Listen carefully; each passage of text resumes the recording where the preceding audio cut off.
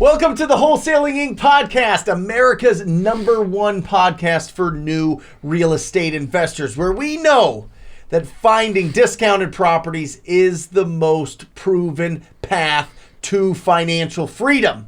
I am your host, Brent Daniels, Mr. TTP, Mr. Talk to People, and I am telling you this: if I can do it, so can you. So let's get started. Listen. This conversation, this podcast is all about time management. Not only that, but the responsibilities that we have in our lives. How do we fit in the time that we need to build a successful wholesaling business? Well, I'm not going to tell you how to do that on this podcast. I have an incredible interview here with a wholesaler out of San Antonio. Not only that, a member of the United States Navy and who has a very, very, very structured schedule, but still is succeeding in his wholesaling business, in his dream of being a real estate entrepreneur. It is my pleasure to introduce Bobby Berg to the Wholesaling Inc. podcast. Welcome. Yeah, thanks. Thanks for having me. Appreciate it. Well, I'm excited to have you on here. Listen, I'm telling you, we had conversations before we started this that when military members come into the Rhino tribe, whether through any of the coaching, but especially through TTP, they just take it and they really, really, really do well with it. Yeah. And sometimes it takes some time to build some momentum because of the schedule. But that's what I really want to talk about here is how do you balance like 12 hours, right? Your shift's 12 hours long? Yeah. When I started out. Yeah. Right. Yeah. With no phone. No phone. You don't get your phone. No. Right? Stays out in the car. Right. So you can't have your phone. You are disconnected from society, essentially. Disconnected from your wholesaling business. Yeah. Right? Yeah. For a certain amount of times. Like, first of all, how did you... let's rewind it just a little bit because we're going to get into... I think it's important to understand your passion for this business and why you're doing this. And I think that'll lead us wonderfully into how you time block to be able to commit to this business. So, when did you find wholesaling real estate? When was that first spark in your brain? I mean, probably during like 2018, 2019.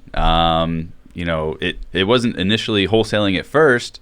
At first I thought, I'll just get all these like rental properties and it'll be easy and the bank will just let me do it. No, it doesn't work out like that. Was short-lived. Yeah. And then from there, I didn't really know what to do. I didn't really know what wholesaling was. I actually went to another workshop and they mentioned wholesaling, but it was one of the ones you go once and then they kind of upsell you on the next one. Sure. And at the next one, was this like a local? It was one of the big ones that nationwide. Got it. And like one of the touring seminar companies. Kind of, yeah. Okay, got it. And someone else there was, they knew more about wholesaling than I did, and they asked the instructor, like, I really want to just learn more about wholesaling. And the person just kind of like shut it down. They're like, you don't want to do that. No. And after that point, I was like, maybe like I do want to do that. Yeah. Like, that doesn't sound too bad because getting rentals, that's hard. I don't have the cash to do that. And I just kind of just dwelled on it for a while. I didn't really take any action until one day at my job, someone did something that just kind of, I guess, rubbed me the wrong way. And I decided, I can't do this anymore. I don't want to. This is miserable. And I just went to Craigslist and called every single ad that looked like someone was doing wholesaling. Wait, how did you even know to look on Craigslist? How did you even know? Were you taught that in just the quick little seminar you went to? I think it was probably some YouTube video. Okay, got it. Where, they have those, every market's different, obviously, but whatever this YouTube video is saying, like, you just post on Craigslist, how you get buyers, how you get sellers.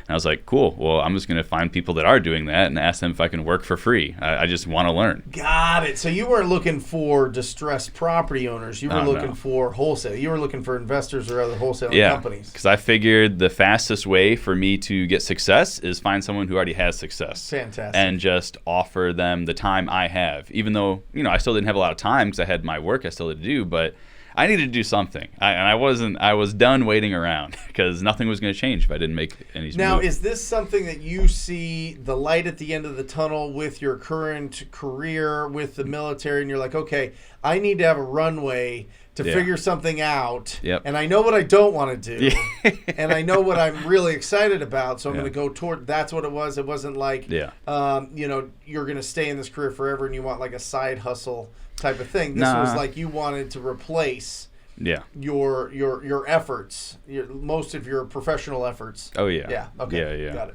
Like at first, I mean, and there were times during that where, because at first, I was working with someone else, and we got a deal. I took the money from that deal, joined TTP, and then I was like, okay, well, I want to do it on my own now, and it was rough. I didn't get anything for a while. My first ever solo deal was, I think, like a couple $100. That's all I got. It was a piece of land. $200. It was rough, and that was after hustling on my own for like 6 to 8 months. Yeah, and like that was rough. So talk to me about this, because I think a lot of people listening have either started or they're in the process, and maybe it's their first week, maybe it's their 8th week that they've been taking action. They've been working and developing skills for their wholesaling business. They've been working and building up a pipeline of leads. Like, was it just that you didn't put in enough time, you think? Was it just that you were going after the wrong properties? What took you 8 months to get a $200 deal? So I think part of it was just not having the skills yet. Okay. Because I jumped into it. I was working at it, but I don't think anyone could have been worse at like sales and talking to people than I was. Like, there's no way. I would challenge people on that. Yeah. And I was going after a probate list. Okay. So even though people say, oh, it's a great list to go after, well, a lot other people are going after it too. It's not just you. And my sales skills compared to everyone else were so bad, I couldn't get anything. Nothing. It was bad. The only reason I got that land was because the lady had already sold her house. And I asked the question, hey, do you have anything else, maybe some land that you think about selling? So just a quick little reference there.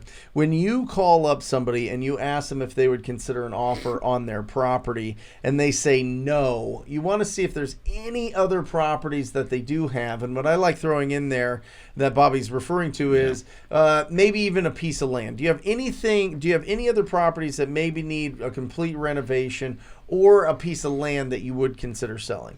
And we find people get deals like that all the time. All the time you're getting deals by asking that second question when you get shut down by, no, they don't want to sell the house they live in, but they've got another property, or they inherited a property, or they got a piece of land.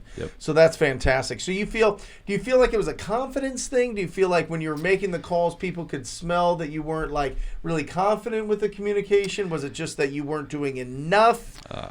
I mean, it was probably a mixture of like everything. Okay. Like, I definitely wasn't very confident, and then when it came to the sales aspect, I was even less confident. And then when you say sales, explain to me what you mean. Explain to everybody what you mean. Just like pre-qualifying, the lead follow-up, the building rapport, the closing. The closing. Okay. Because especially with some other leads, I felt like I could build rapport, but it wasn't.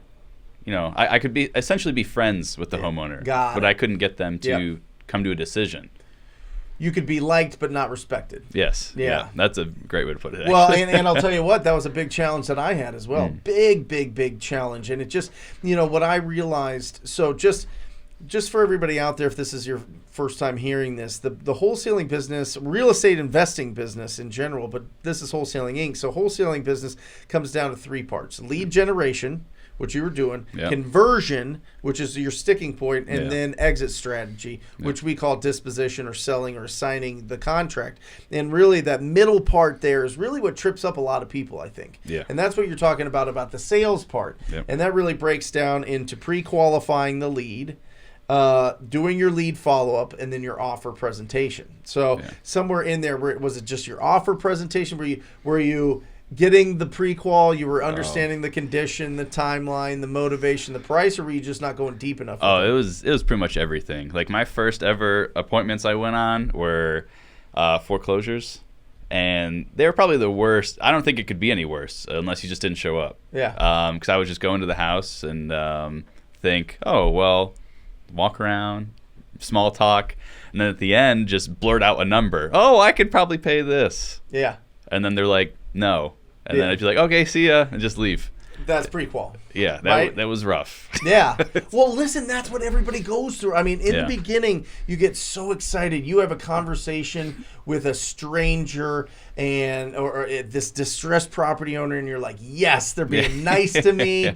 I feel good. Especially, listen, a lot of it, we weren't born just naturally expressive or very dynamic or versatile with communication with everybody in any situation and every kind of different personality type. We need to get reps. Yeah. You know what I mean? We need to get the reps. We need to get the swings at the bat. And so when you were going at it, you were just, trying to like get there, but not pre-qualify enough. And I think that this is a beautiful lesson for everybody to learn. Listen, every conversation you have comes down to the 4 pillars of pre-qual. Yeah. Right? Condition of the property, timeline to sell that property, their motivation, and their price. Yep. Fantastic. So, because you were literally on the live show today, talking about how much better of a communicator you are now because you've done this. Yeah. Because you've talked to so many homeowners. Oh yeah, way, way better. Like you have to put the work in. Yeah. I think I said it on the live too. Like no successful story starts with, I just hung out on my couch all day and didn't work on myself or do anything. Right. You just got to go out there and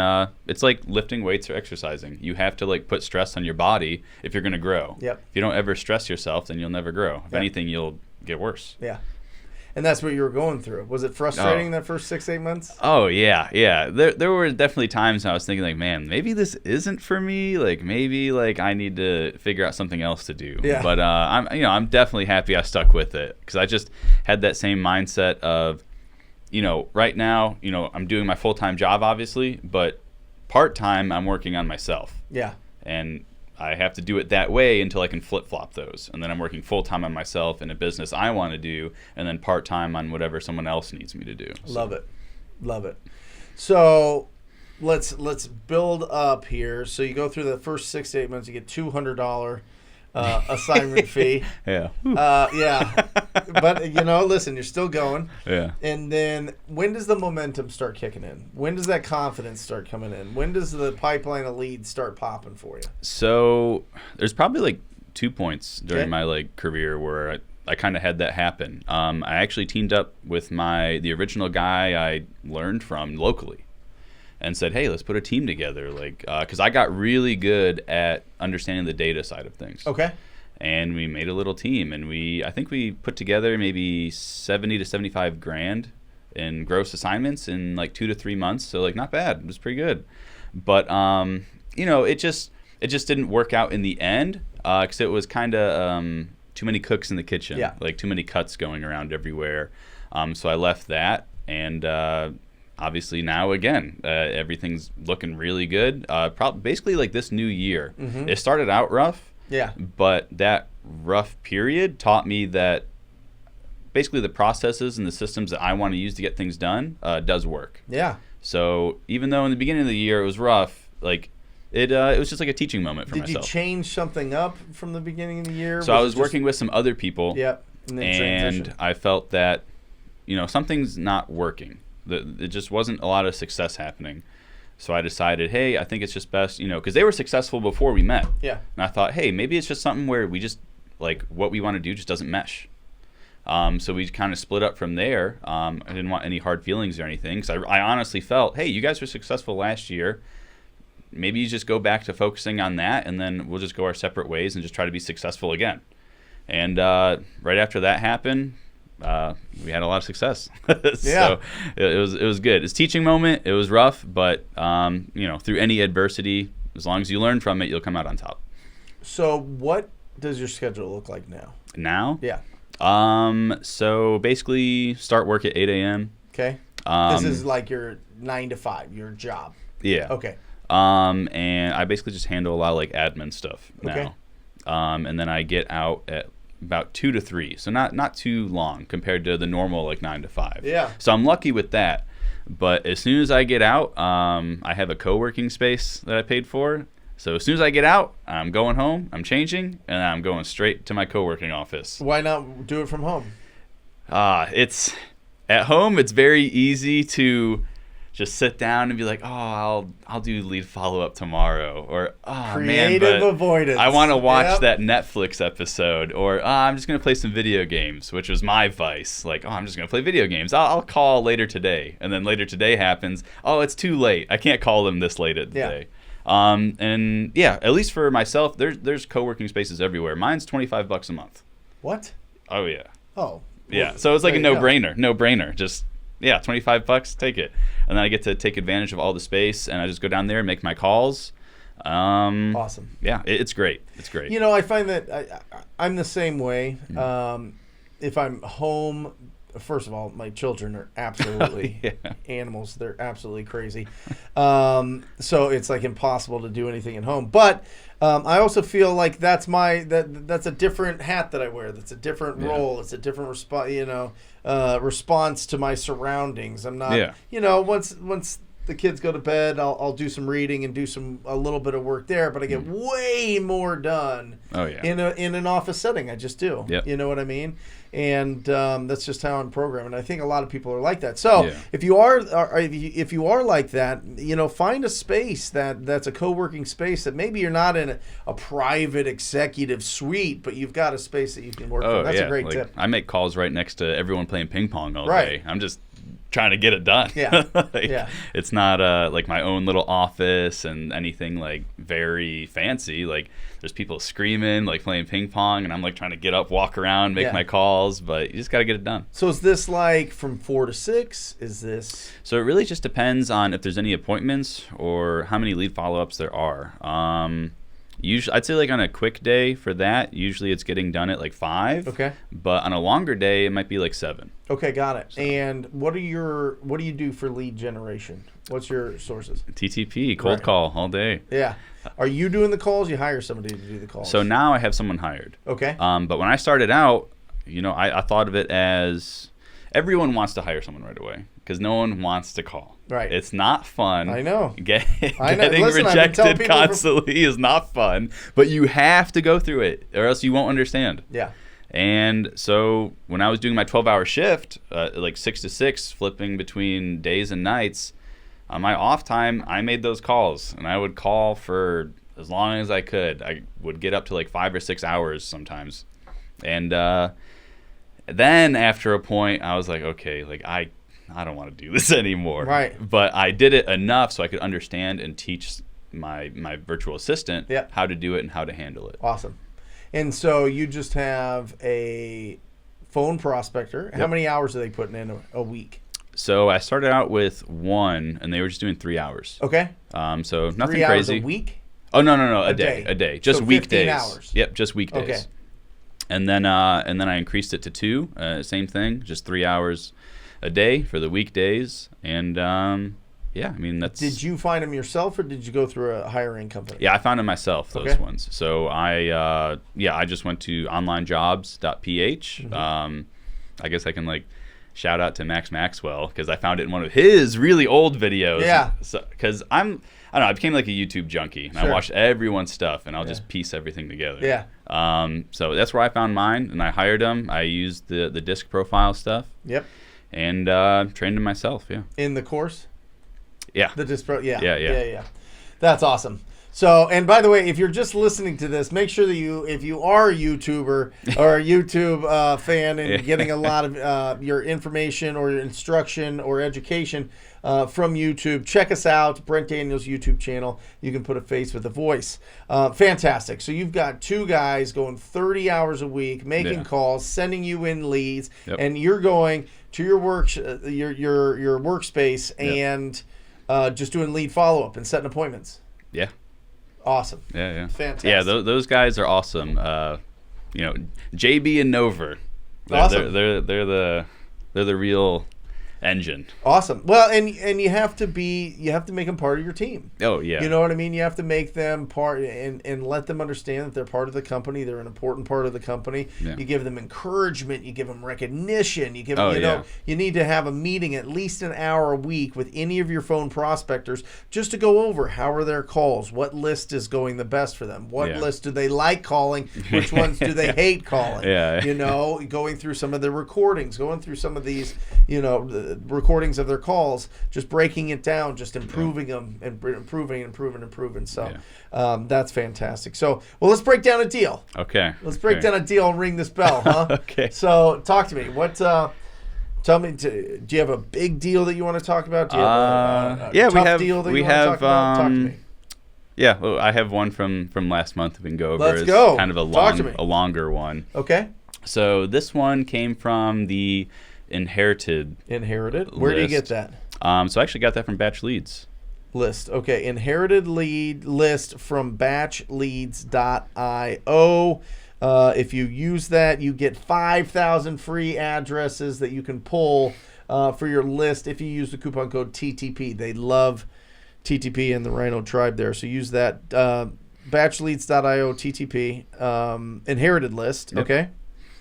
And situation was, so she had actually, it was a while ago when she inherited it. So this is kind of, past the point of when people initially touch.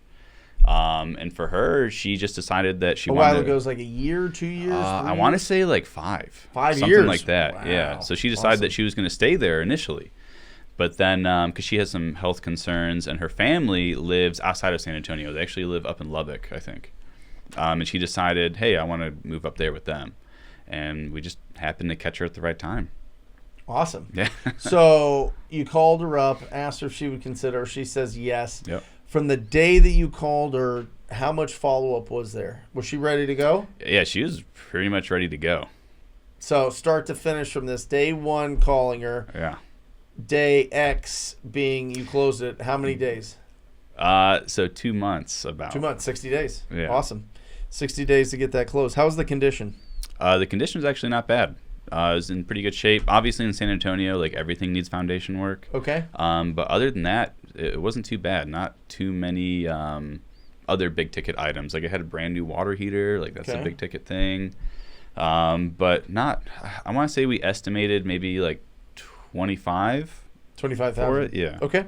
25,000 in repairs. All right. What was her motivation? The health issues? Yeah. So she wanted to just get out of San Antonio and live, near her family in Lubbock, and get a job up there and just basically relocate her whole life.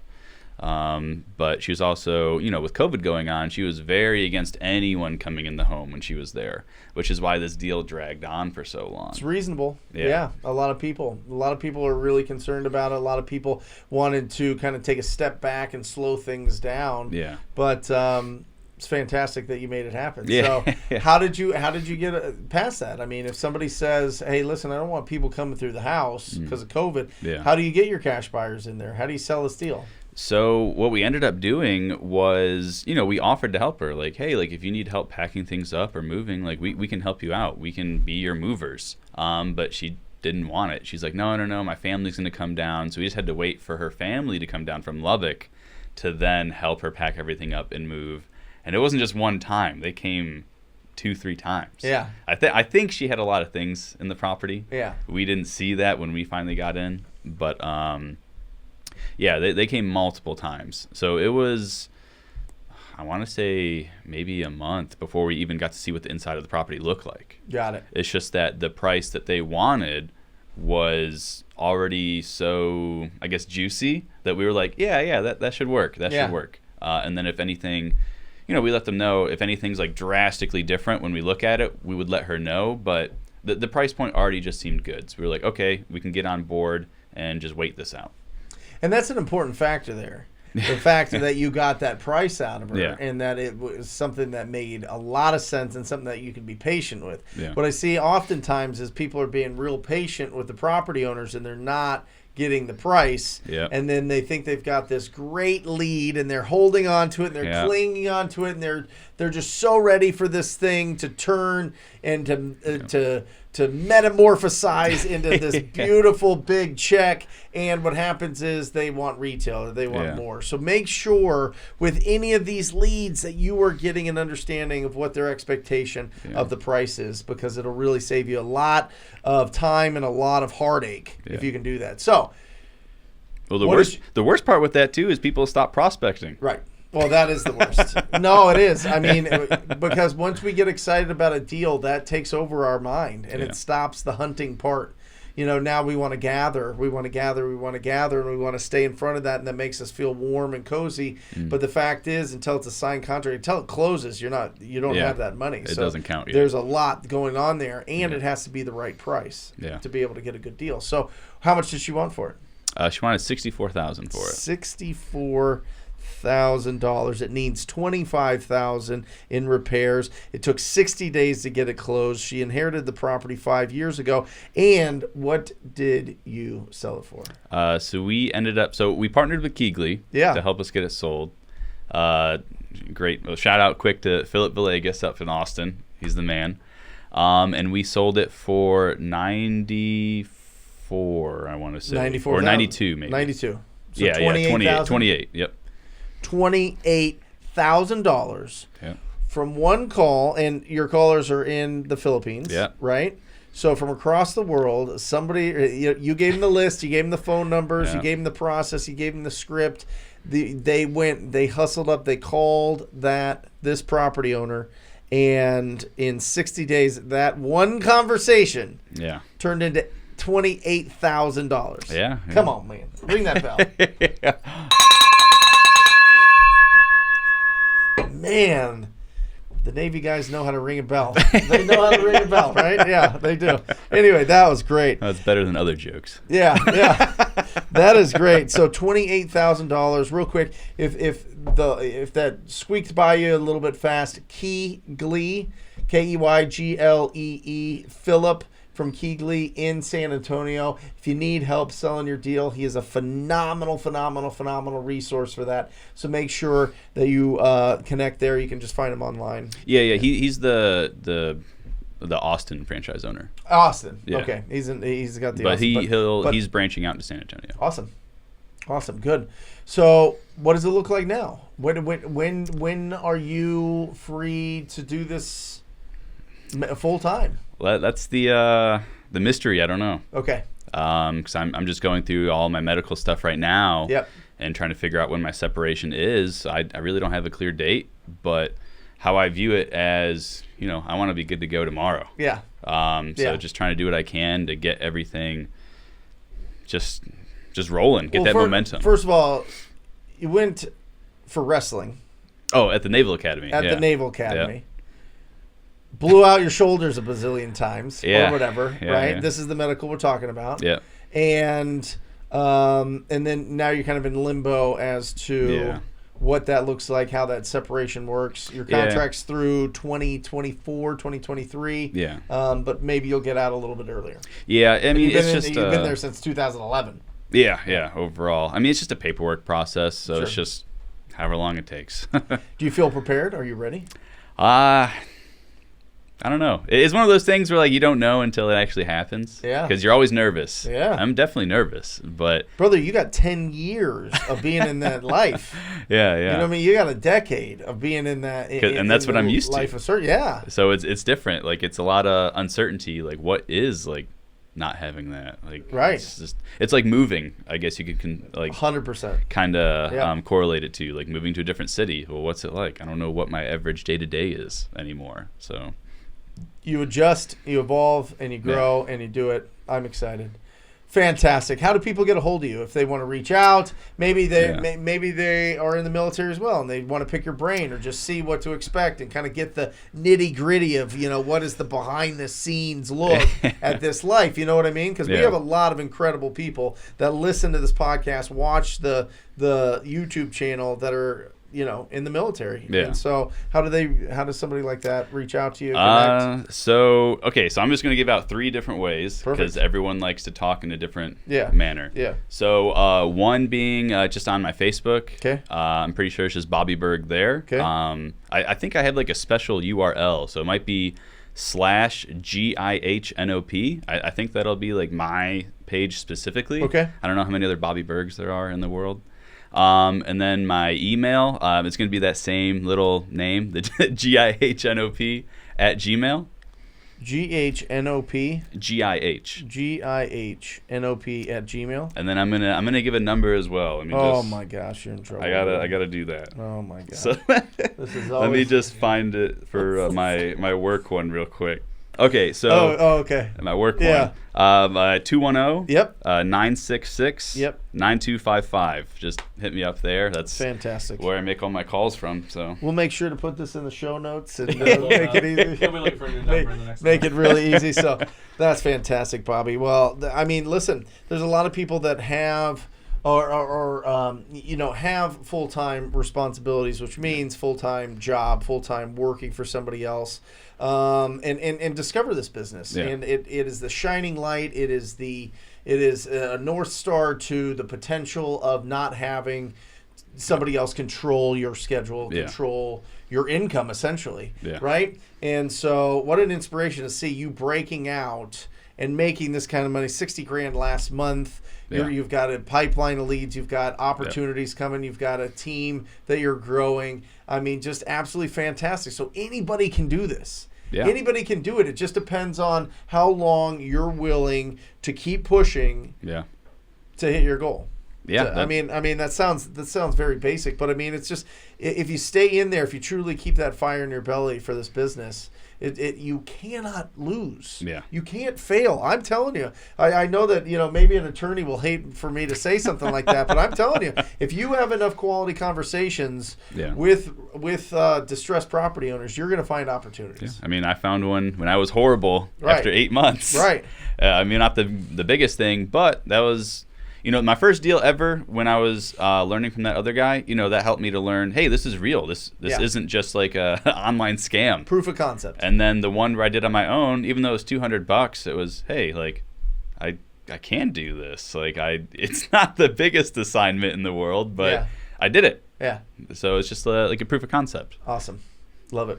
Well, thank you for being on here, brother. Yeah. What a pleasure. Thank you for your service. Yeah, I mean, thank you. absolutely incredible. And I'm excited to see once you get, full time, get the wind behind your back, so to Yeah, speak, yeah. what that's going to look like. I think it's going to be a rocket ship. I think it's going to be unbelievable. So, Yeah, and then I just want to shout Please. out to a couple other people. Yeah. Obviously my wife, because doing something for 8 months with no results, that requires a lot of she support. is wildly supportive. That requires a lot of I've support. never seen somebody post more like positive things about their husband than Jenny does for you. Yeah, right? yeah, I it's mean, she it's a is- good amount. Sometimes I think it's a little much, but I appreciate it. Yeah. it.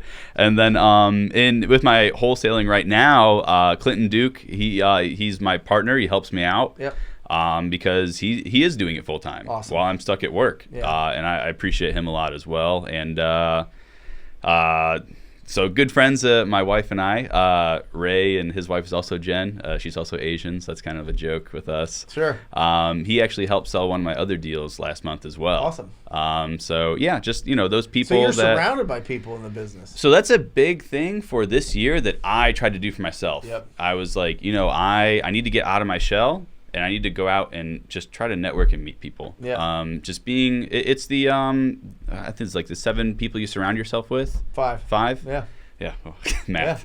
Yeah. But that's so true. I think that's the one of the biggest feedback that I get about the TTP coaching that we do is the community. Yeah. The people that surround themselves. I mean, Philip was in it, you're in it. Yeah. All these connections that you make, all of these people that are really, it is important that people understand the language that you're speaking. Yeah. Because most people do not understand the language of wholesaling real estate. I certainly didn't, and I was a real estate agent for like 13 years before I figured it out or whatever. You know what I Yeah. know? Not that much. 11 years before I figured it out. But it's important to be around people that understand what you're doing because they're doing it as well. And it's important to be around people doing more than you. Yeah. And And plus that's they're what just really supportive. counts. Yeah. Because most people, they Cheerleaders. bring it up to, random people they work with or friends or family, and they're not necessarily the most supportive. Because because they're like, oh, that sounds risky. You shouldn't do that. Or, that doesn't sound real. Like, that doesn't work. Yeah. So just, like-minded people doing the same thing, it helps out a lot. Awesome. Thank you, Bobby. Yeah. Shout out to Jenny. And listen, if you are interested in joining the most proactive group in real estate investing, it is the TTP family. It is the TTP coaching program. Go to wholesalinginc.com/TTP, wholesalinginc.com/TTP. Check it out. Scroll. Check it all out. Google it. Find out, look at all the testimonials, look at what it's about. If it feels good in your gut, sign up for a call. I look forward to working with you personally. And that's it. That's it. Awesome. Fantastic. Thank you for being in here. Thank you for sharing your story. And for everybody out there, I will sign off, as I always do, encouraging you to talk to people. Till next time. Love you guys. See ya.